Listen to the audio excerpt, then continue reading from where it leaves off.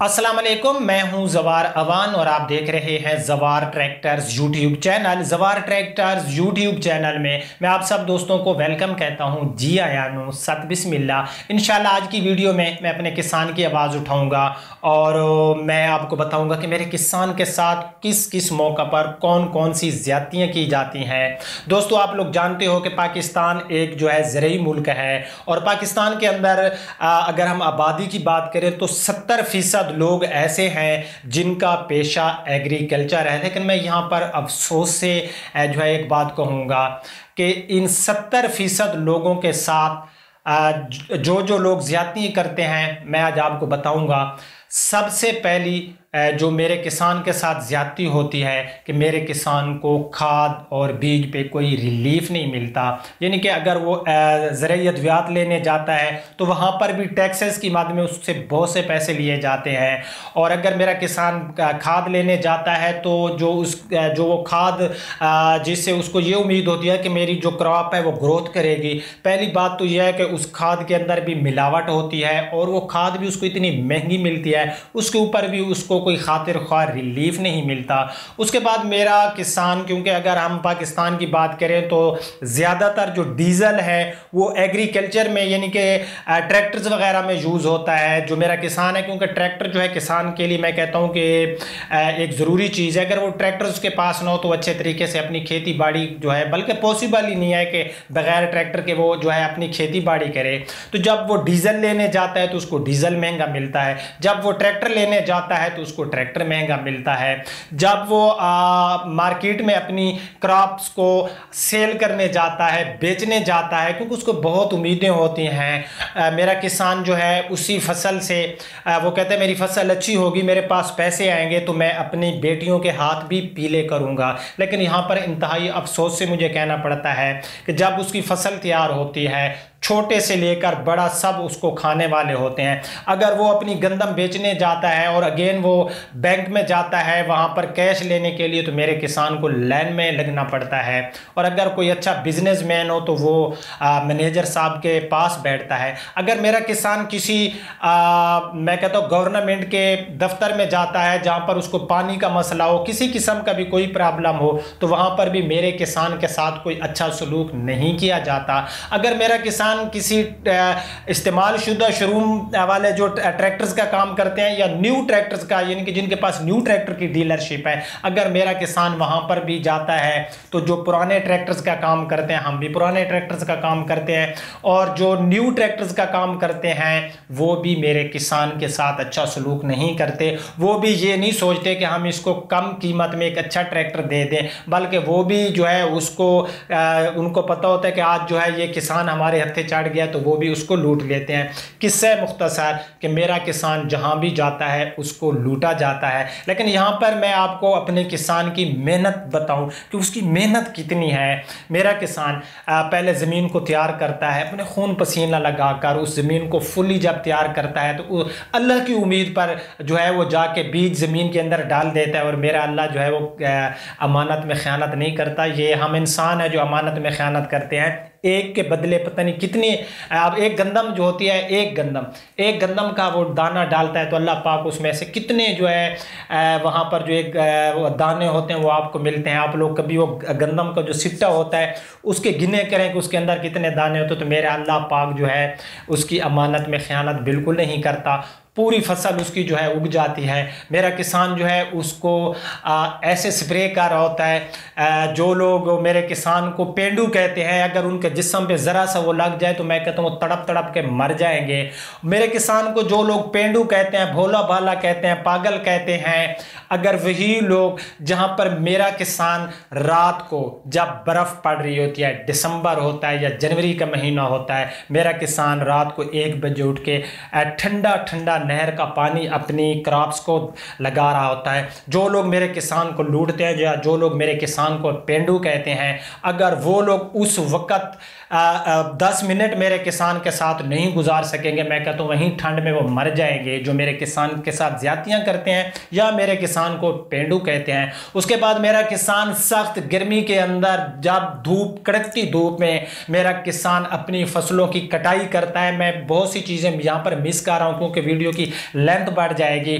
तो जब वो कड़कती धूप में अपनी क्रॉप्स को काट रहा होता है, उसकी गहाई कर रहा होता है, जो लोग मेरे किसान को पेंडू कहते हैं, जो लोग मेरे किसान के साथ ज्यादतियां करते हैं, अगर वो 5 मिनट वहां पर थ्रेशर के अंदर, जिस टाइम मेरा किसान गंदम की गहाई कर रहा होता है सख्त पसीने के अंदर, 5 मिनट वो लोग वहां नहीं खड़ सकेंगे, वहीं उनकी जबान बाहर आ जाएगी, वो मर जाएंगे और वो लूटते हैं मेरे किसान को। मैं अपने किसान की कौन कौन सी मेहनत आपको बताऊं। मेरा किसान जो है वो हलाल माल मवेशी पालता है तो उसको लोग पेंडू बोलते हैं। मैं कहता हूं कि अगर किसी ने बड़ा फैंसी कुत्ता रखा हुआ हो तो कहते हैं यार ये तो बड़ा शहरी बाबू है। मेरा किसान सादगी में इस्लामी लिबास पहनता है तो उसको लोग पेंडू कहते हैं, और जो अंग्रेज की नकल करता है लोग उसको शहरी बाबू कहते हैं। नहीं, मेरे किसान के साथ हर बंदा ज्यादती करता है। मेरा किसान अगर किसी बिग सिटी में जाए तो वहाँ लोग इसको पेंडू पेंडू कहते हैं, वहाँ पर भी मेरे किसान की इंसल्ट की जाती है।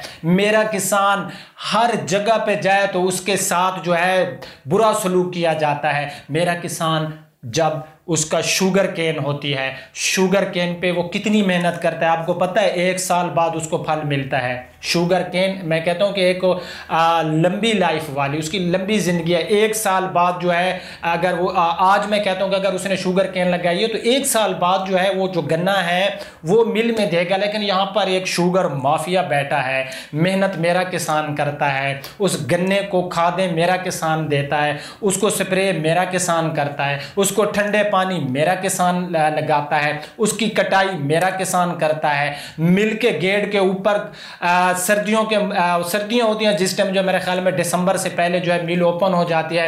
बहरहाल जो भी होता है वहां पर मेरा किसान जो भी मौसम होता है उसका जो है मैं कहता हूं बहादुरी के साथ मुकाबला करता है। उसके बाद मेरे किसान की जब पेमेंट होती है तो मेरा किसान बैंकों में लाइन में लागकर अपने गन्ने की पेमेंट ले रहा होता है। मेरे किसान के जो गन्ने की प्राइस लगती हैं वो उसको कोई बचत नहीं होती। और आपने देखा होगा कि पाकिस्तान के अंदर जब गन्ने को जो है उन लोगों ने, शुगर माफिया ने ऐसा एक प्लानिंग तैयार की कि मेरे किसान के पास कोई चारा नहीं था, खड़े गन्ने को आग भी लगा दी मेरे किसान में। जिस बंदे ने एक चीज़ पे 1 साल मेहनत की हो उसके बाद उसको उस चीज़ को वो आग लगा देता है, आप उस बंदे की फीलिंग को चेक नहीं कर सकते।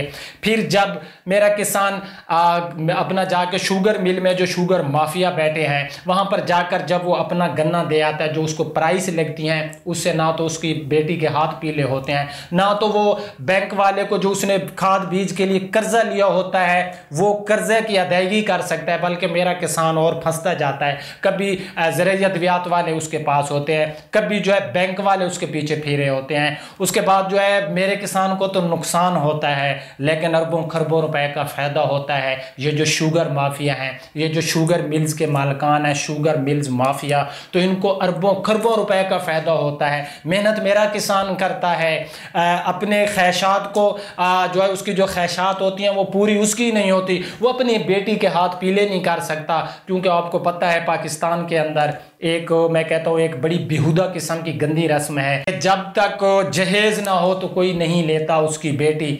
और वो बंदे जो जहेज ना हो तो किसी की बेटी नहीं लेते। मैं लानत भेजता हूँ उन लोगों पे कि जो बंदा आपको अपने जिगर का टुकड़ा दे रहा है यार, आपको वो नज़र नहीं आता और आप जो है चंद लाख के जहेज़ के लिए उसको लेते हो, तो मैं लानत भेजता हूँ ऐसे लोगों पर। और मेरे किसान के पास जहेज़ के पैसे नहीं होते कि वो अपनी बेटी के हाथ पीले करे। सो मेरे किसान के साथ इतनी ज़्यादती होती है, तब तो आपका ये पाकिस्तान तरक्की नहीं कर रहा। मैं यहाँ पर मिसाल देता हूँ, एक चीज़ है, एक प्रोडक्ट है, उससे आपको 70 रुपये प्रॉफिट हो रही है, दूसरी तरफ आपको 30 रुपये प्रॉफिट हो रही है। आप 70 रुपये वाली जहाँ पर आपको 70 रुपये प्रॉफिट हो रही है, अगर आप उसको इग्नोर करेंगे और जहाँ पर आपको 30 रुपये प्रॉफिट हो रही है आप जो है उसको अप्रिशिएट करेंगे, उसको मज़ीद फैसिलिटीज़ देंगे। शायद आप मेरी बात समझ रहे होंगे। ये जो 70% था ये मेरा किसान था और ये मेरे पाकिस्तान की मैशियत को इतना ऊपर ले जाता। खुदा की कसम अगर इस 70% पर हम लोग तवज्जो देते, आज हम चाइना से आगे होते, आज हम अमेरिका से आगे होते। मैं कहता हूं कि पाकिस्तान वो क्यों होते, मैं आपको बताता हूं, क्योंकि हमारे जैसे मौसम किसी मुल्क में नहीं है। हमारे जो पाकिस्तान के अंदर जो ज़मीनें, ऐसी ज़मीनें किसी मुल्क के अंदर नहीं है यार। 72-73 साल हो गए इस मुल्क को खा खा खा के खाने वाले थक गए, फिर भी ये मुल्क कायम व दायम है। अगर वो लोग इसको ना खाते, इस मेरे किसान के इसको रिलीफ देते, इसको पैकेजेस देते, सोचो यार आज हम कहाँ होते। आज हम सुपर पावर तो मेरे अल्लाह की ज़ात है, लेकिन दुनियावी लिहाज से हम इतने स्ट्रॉन्ग होते कि हम जो है दूसरे कंट्रीज़ में चीज़ों को एक्सपोर्ट कर रहे होते।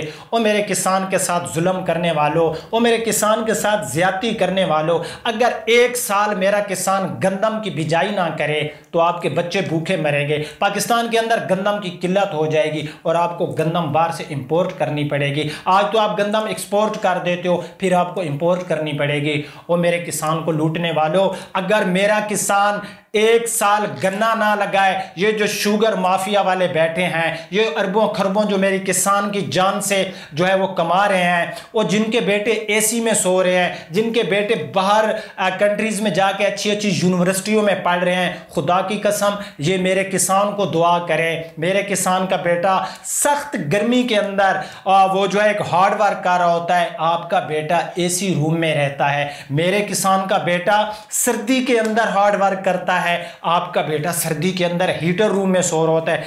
एक दफा अगर मेरा किसान ने ये अपनी जो क्रॉप्स हैं इनकी बिजाई छोड़ दी तो आप लोग रोड पे आ जाओगे। खुदारा इस किसान को पैकेजेस दो, इस किसान पे तवज्जो दो। जहां से आपको 70 रुपए प्रॉफिट हो रही है आप उसको इग्नोर कर रहे हो, जहां से आपको 30 रुपए मुनाफा आ रहा है आप सारी चीजें उधर लेके जा रहे हो। 30% आप लोग समझ गए हो कि 30% हमारा बजट जो है वो किन लोगों को दिया जाता है। 30% भी बजट आप मेरे किसान को नहीं देते। 70% हमारा बजट पता नहीं किस तरफ जाता है, कौन लोग खा रहे हैं, इसमें कितने हिस्से होते हैं, छोटे से लेकर बड़ा जो है वो खाता रहता है।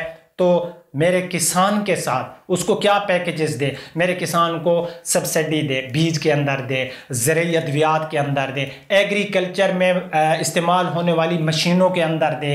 और जिस जिस इलाका में जो है ऐसी उनकी फसलें तबाह हो गई हैं कि वहाँ पर जो है ओले पड़े और उनकी फसलें तबाह हो गई, खुदा के लिए वहाँ पर अगर मेरे किसान ने किसी बैंक से कर्जा उठाया हो तो वो मुआफ़ कर दें।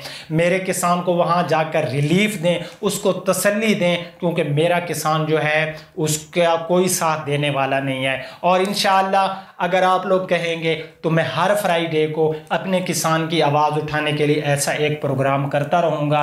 अगर वीडियो को आप लोग शेयर करोगे, हो सकता है कि किसी को तरस आ जाए और वो भी हमारे जो है इस किसान की आवाज़ के अंदर शामिल हो जाए और मेरे किसान पे जो जुल्म हो रहे हैं उनके ख़िलाफ़ वो आवाज़ उठाए। मैं आवाज़ उठाता रहूँगा, मैं बताता रहूँगा कि जो किसान का दुश्मन है वो मेरे पाकिस्तान का दुश्मन है। जो भी है, मैं किसी का नाम नहीं लेता, जो भी मेरे किसान को जो है उसको नीचा दिखाता है वो किसान को नीचा नहीं दिखा रहा। खुदा की कसम वो मेरे पाकिस्तान का दुश्मन है, मेरे पाकिस्तान को नीचा दिखा रहा है। अल्लाह करे मेरा ये किसान जो है, अल्लाह पाक इसको इतना अता करे। मेरे अल्लाह, ये मेरा जो किसान है इसकी तू मदद फरमा। दुनिया वाले तो 73 साल में इसको लूट लूट कर खा गए हैं। अल्लाह पाक मेरे किसान का हामी और नासिर हो। वीडियो को ज़रूर शेयर करना ताकि मेरे किसान की आवाज़ उन ईवानों तक पहुँचे जो बैठ के मेरे किसान को हमेशा रोते रहते हैं।